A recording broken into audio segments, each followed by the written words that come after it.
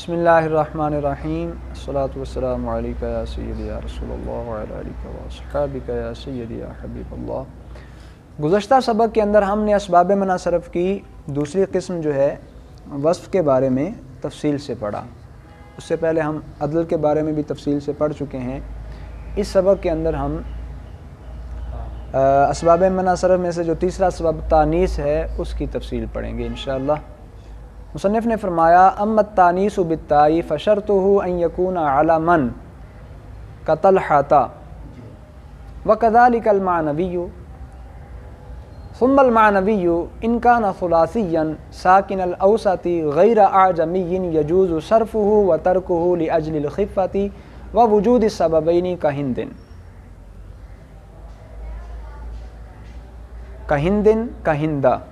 وَإِلَّا يَجِبُ مَنْعُهُ كَزَيْنَبَ وَسَقَرَ وَمَاهَا وَجُورَ وَالتَّانِيثُ بِالْأَلِفِ الْمَقْصُورَةِ كَحُبْلَى وَالْمَمْدُودَةِ كَحَمْرَاءَ مُمْتَنِعٌ صَرْفُهُمَا الْبَتَّةَ لِأَنَّ الْأَلِفَ قَائِمٌ مَقَامَ السَّبَبَيْنِ التَّانِيثُ وَلُزُومُهُ۔ اس کا سادہ سا پہلے ترجمہ کر لیتے ہیں۔ رہی تانیث بالتاء، اس کی شرط یہ ہے کہ یہ علم ہو، یعنی غیر منصرف کا سبب بننے کے لیے شرط یہ ہے۔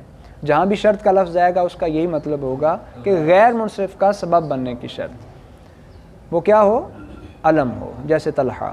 اسی طرح تانیث مانوی میں بھی علم ہونا شرط ہے۔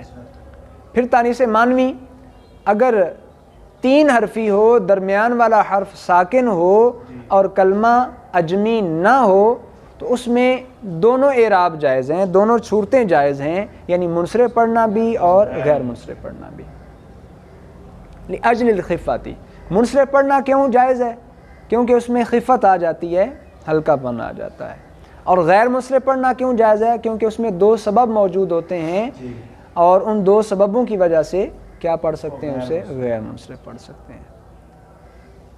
وَإِلَّا يَجِبُ مَنْعُهُ، لیکن اگر تانیث مانوی کے اندر یہ چیزیں نہ ہوں، یعنی کلمہ ثلاثی نہیں بلکہ رباعی ہے، چار حرفی ہے، یا پھر کلمہ جو ہے تو ثلاثی لیکن ساکن الاوسط نہیں، درمیان والا حرف ساکن نہیں بلکہ اس پہ بھی حرکت موجود ہے، یا پھر یہ ہے کہ وہ ثلاثی بھی ہے، ساکن الاوسط بھی ہے لیکن وہ اجمی ہے، غیر اجمی نہیں ہے، تو پھر اس کو غیر منصرف پڑھنا ضروری ہے، پھر اسے منصرف نہیں پڑھ سکتے۔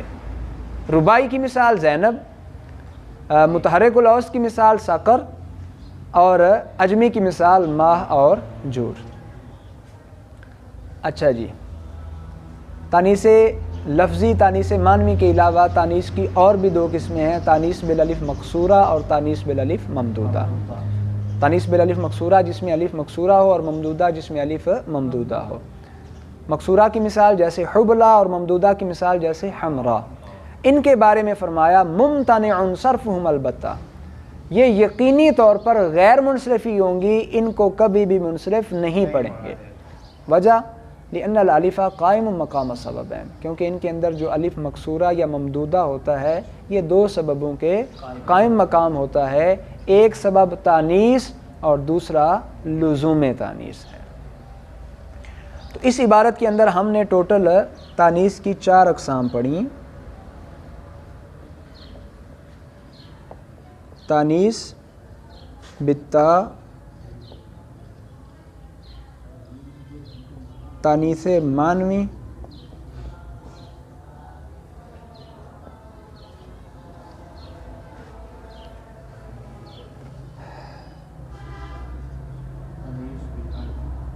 تانیث بالالف مقصورہ،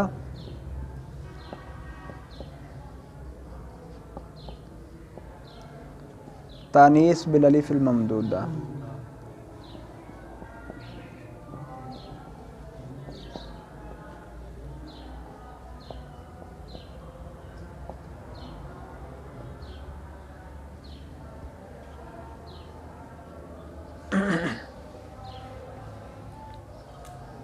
ان دونوں کے لیے کوئی شرط نہیں، بغیر کسی شرط کے یہ کیا ہیں؟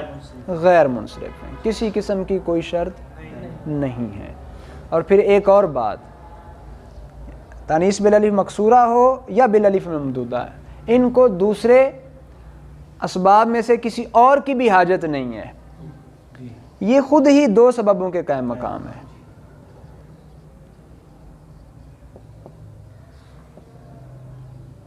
اور ممدودہ بھی کیا ہے؟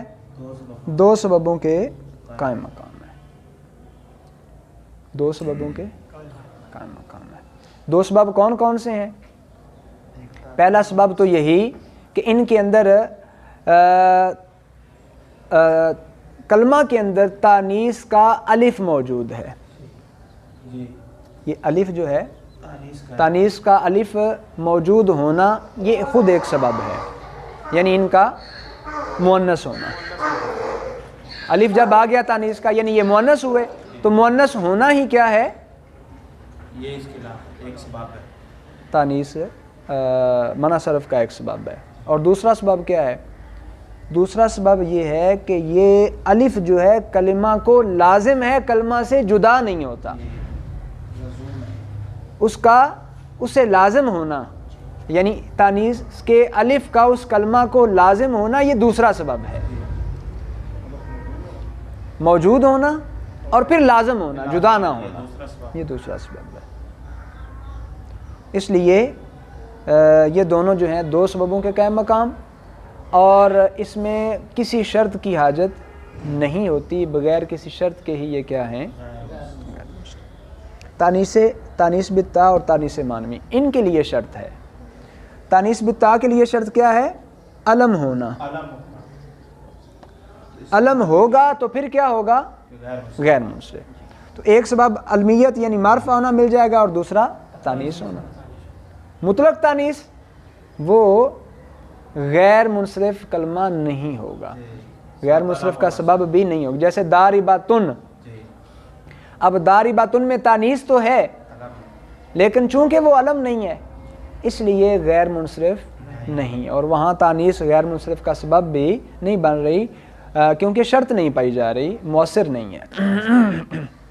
اسی طرح تانیث مانوی کے لیے بھی شرط ہے، علم ہونا بھی۔ تانیث مانوی میں ایک شرط کیا ہے؟ اور دوسری شرط کیا ہے؟ وہ آگے اختیاری میں چلا جائے گا۔ اگر وہ ثلاثی ہے، درمیان والا حرف ساکن ہے، کلمہ غیر عجمی ہے، تو پھر ایسی صورت میں اختیار ہے۔ دوسری کی تفصیل کیا ہے؟ دوسری میں پھر ایک شرط یہ آ گئی، ثلاثی ساکن الاوسط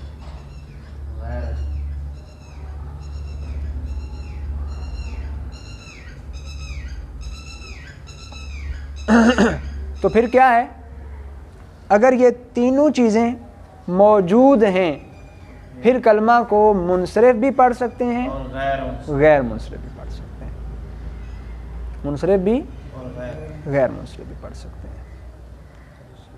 اور اگر یہ نہیں پائی گئی، علم ہے، تانیث مانوی میں علم ہے اور ثلاثی نہیں ہے، پھر غیر منصرف ہی ہوگا۔ جیسے زینب، زینب کے 4 حرف ہیں، تانیث مانوی ہے، علم ہے، کلمہ ساکن الاوسط نہیں، درمیان والا حرف متحرک ہے، پھر بھی غیر منصرف ہی ہوگا، جیسے ساقارو۔ اگر تانیث مانوی ہے، کلمہ علم بھی ہے لیکن وہ عجمی ہے، تو پھر بھی کیا ہوگا؟ غیر منصرف ہی ہوگا، پھر اختیار ختم ہو جائے۔ ہاں جی، اختیار اس صورت میں ہے یہ تینوں شرطیں پائی جائیں تو پھر غیر منصرف بھی پڑھ سکتے ہیں اور منصرف بھی پڑھ سکتے ہیں، جیسے ہندن اور ہندو، ہندن اور ہندو۔ ہندن یہ لفظ ہند جو ہے یہ مؤنث مانوی ہے، اہل عرب جو ہیں اس کو عورت کے لیے استعمال کرتے ہیں، اور یہ علم بھی ہے، عورت کے نام کے طور پر اسے استعمال کیا جاتا ہے۔ تانیث مانوی علمیت، دو چیزیں آ گئیں۔ اب اس میں کیا ہے؟ ہند ثلاثی ہے، ساکن الاوسط بھی ہے، غیر اجمی بھی ہے یعنی عربی ہے، تو اس لیے اس کے اندر چونکہ یہ دوسری شک کے اندر جو اختیاری تھی یہ پائی جا رہی ہے، تو منصرف اور غیر منصرف دونوں طرح پڑھنے کا اسے اختیار بھی حاصل ہے۔ اب رہی یہ کہ تانیث بالتا اور تانیث مانوی، اس میں فرق کیا ہے؟ تو تانیث بالتا جس میں تانیث کی لفظی علامت یعنی تا موجود ہو، اور تانیث مانوی کیا ہوتی ہے؟ تانیث مانوی وہ ہوتی ہے کہ جس میں تانیث کی لفظی علامت تو موجود نہیں، لیکن اہل عرب جو ہیں وہ اسے اپنے کلام کے اندر مؤنث کے طور پر استعمال کرتے ہیں، یعنی اس کا مؤنث ہونا عربوں سے سننے پر موقوف ہے۔ الحمدللہ یہاں تک ہم نے اسباب منع صرف کی تیسری قسم تانیث جو ہے اس کی تفصیل پڑھی۔ اللہ رب العزت کی بارگاہ میں دعا ہے